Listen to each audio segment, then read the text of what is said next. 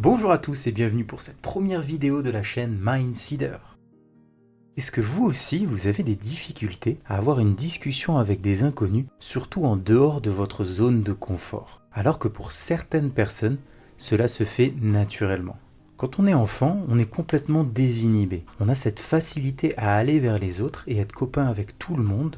Mais en grandissant, avec notre éducation et le système scolaire, nous commençons à nous renfermer sur nous-mêmes car les sentiments prennent le dessus. Le stress, la peur du regard des autres, la peur d'être jugé et malheureusement notre relation sociale se dégrade petit à petit. C'est la raison pour laquelle je me suis tourné vers l'ouvrage de Dale Carnegie, Comment se faire des amis. Vous allez me dire que le titre est peut-être un peu kitsch, mais sachez qu'il a été vendu à plus de 40 millions d'exemplaires à travers le monde et c'est une vraie mine d'or. Ce livre n'a pas loin de 100 ans, mais quand je vois ce que notre société est devenue depuis la Covid-19, les gens sont de plus en plus anxieux, renfermés, agressifs. Quand je vois les jeunes, la tête clouée sur leur smartphone, je me dis que Dale Carnegie était vraiment un avant-gardiste face à ce problème. Et nous allons voir ensemble comment améliorer nos relations d'un point de vue personnel, mais aussi professionnel.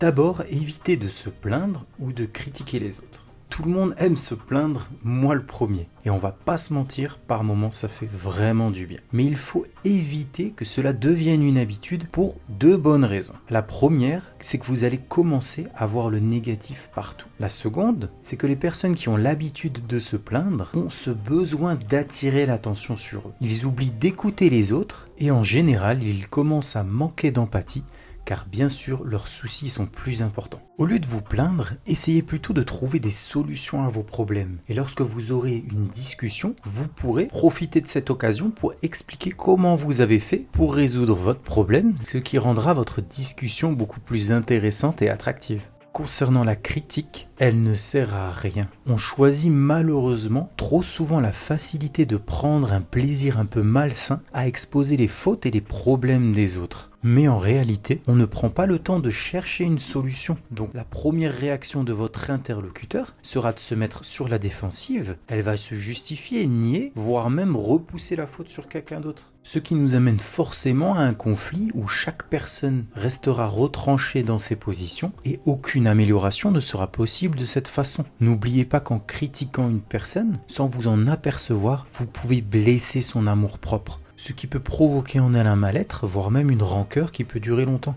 Il a été prouvé scientifiquement que les personnes récompensées pour leur bon comportement apprennent plus rapidement que ceux punis pour leurs mauvaises actions. Donc ne cherchez pas à sanctionner la faute, cherchez le remède.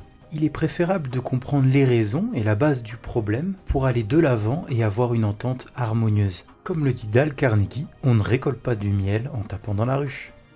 Ensuite, il faut apprendre à apprécier votre interlocuteur. Je ne vous apprends rien si je vous dis que les besoins de l'homme pour survivre sont de manger, boire, respirer. Mais savez-vous ce qui le fait vraiment avancer dans la vie? C'est le désir d'être important.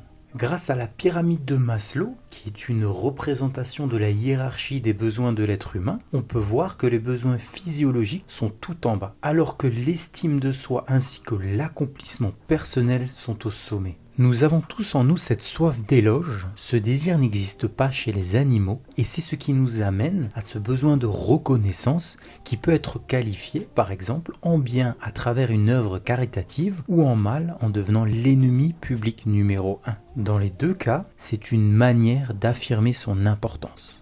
Lors d'une conversation, si vous arrivez à vous défaire de ce besoin de vous mettre en avant, la personne s'ouvrira à vous. Vous aurez une vie sociale beaucoup plus épanouie en faisant attention aux autres qu'en essayant d'être le centre d'intérêt. Que ce soit dans le cadre personnel ou professionnel, n'hésitez pas à montrer votre admiration face aux atouts et aux qualités de votre interlocuteur. Avec une certaine souplesse, il se peut même que cette personne fasse ce que vous voulez sans même le lui avoir demandé. Mais attention à ne pas en jouer. Soyez toujours honnête dans vos paroles, ne flattez pas les gens bêtement. Le compliment est une intention sincère et généreuse, contrairement à la flatterie qui, elle, est bien souvent hypocrite et avec pour seul but d'obtenir quelque chose. Abraham Lincoln a dit à juste titre « Tout le monde aime les compliments, mais pas n'importe lesquels, les compliments sincères. » Maintenant, voyons comment susciter chez votre interlocuteur le désir de faire ce que vous voulez. Pour donner un exemple simple, l'auteur nous dit qu'il adore les gâteaux à la fraise. Mais quand il part à la pêche, pour attirer les poissons, il sera plus judicieux de les appâter avec des asticots. Si vous désirez qu'une personne fasse les choses comme vous le demandez, il faut être conscient que chaque personne a sa propre vision de soi-même et du monde. Donc, avant toute chose, prenez le temps d'analyser son fonctionnement, quel est son caractère, ses habitudes, qu'est-ce qu'il aime. Ensuite,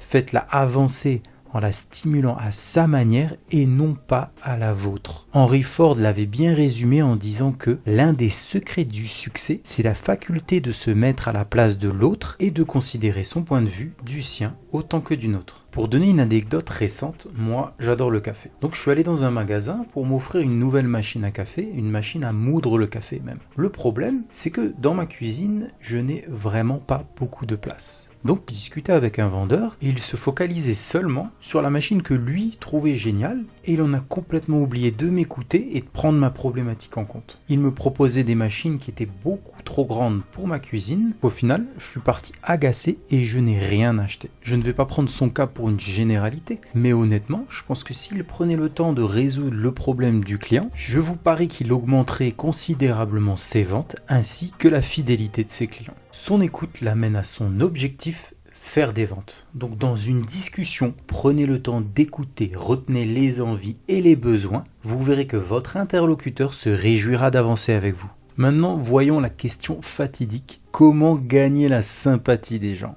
On s'est tous retrouvés un jour lors d'une soirée ou d'un séminaire à se sentir seul dans son coin, à se demander ce que l'on fait ici, alors que tout le monde autour de nous a l'air de discuter et de rigoler. Cette sensation de solitude que l'on ressent, elle est créée par nous-mêmes, par nos émotions. On se focalise sur le fait d'être seul au lieu de s'ouvrir aux autres. Quand on sort, c'est forcément pour passer une bonne soirée. Et honnêtement, avez-vous déjà remballé quelqu'un qui vous aborde poliment ? Gardez cette pensée objective, donnez-vous 30 secondes pour aller parler à la première personne qui passe. C'est le meilleur conseil que je vous donne pour briser la glace avant d'être submergé par vos émotions qui vont vous tétaniser. Si vous ne savez pas quoi dire, ne cherchez pas à faire compliqué. Un simple « Bonjour, vous allez bien ? Vous passez une bonne soirée ?» suffisent à démarrer une conversation. En bonus, je vous donne 6 tips pour avoir une discussion parfaite. Premièrement, intéressez-vous sincèrement. Faites ressentir à votre interlocuteur votre envie de la découvrir. Évitez les paillettes. Soyez authentique dans votre démarche sans aucune arrière-pensée. Deuxièmement, ayez le sourire. Ça ne coûte rien, mais il crée beaucoup. Le sourire est contagieux. Moi, quand je vois quelqu'un avec la banane, ça me donne chaud au cœur et j'ai envie de sourire. Il se ressent dans votre corps et même au travers d'un téléphone. Il donne assurance et convivialité. Troisièmement, retenez les prénoms quitte à les noter sur une feuille. Le nom d'une personne est pour elle le mot le plus doux et le plus important de tout le vocabulaire. Imaginez votre joie quand vous croisez quelqu'un dans la rue et qu'elle se rappelle de votre prénom. Il n'y a rien de plus appréciable. Quatrièmement, sachez écouter, n'octroyez pas toute la conversation, encouragez les autres à parler d'eux-mêmes et de ce qu'ils aiment. Parlez de choses positives, je l'ai déjà dit, mais évitez de vous plaindre, sous peine de faire fuir les gens car ils veulent passer un moment agréable. Cinquièmement, retenez les centres d'intérêt de votre interlocuteur et n'hésitez pas à rebondir dessus en posant des questions pour montrer votre intéressement. Mais faites bien attention à ne jamais rentrer dans un débat. Respectez l'opinion de l'autre, ne lui dites jamais qu'il a tort. Sixième tips, faites-lui sentir son importance. Chaque personne est admirable et unique. Si vous souhaitez être intéressant, soyez intéressé. J'espère que vous mettrez en pratique ces conseils car moi, ils m'ont vraiment aidé dans mes échanges avec les autres. N'hésitez pas à partager vos expériences dans les commentaires et à vous abonner à la chaîne pour découvrir les prochaines vidéos. Ciao ciao!